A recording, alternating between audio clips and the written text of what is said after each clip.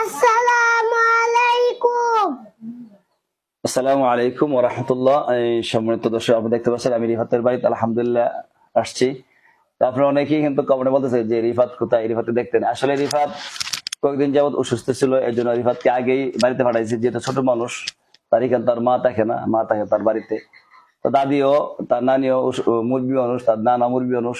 এই জন্য তার একটু সমস্যা হলে সাথে সাথে তার বাড়িতে পাঠিয়ে দেওয়া হয়। তো আলহামদুলিল্লাহ এখন রিফাত পুরোপুরি সুস্থ আছে। তো রিফাতের ঈদের উপর এসে রিফাত জি আপনার যে পাঞ্জাবি,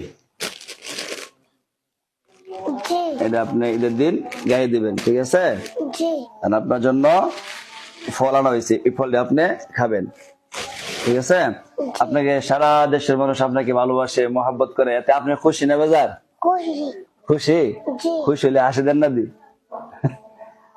কারণ আমরা সবাই আমাদের জন্য দোয়া করবেন।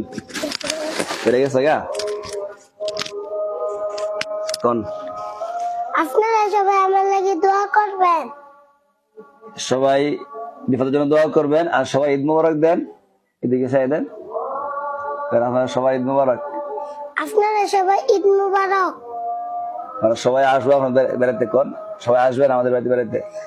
সবাই আসবেন আমাদের বাড়িতে বেড়াইতে। মাশাআল্লাহ। তো রিফার আমাদেরকে সবাইকে ঈদ মোবারক।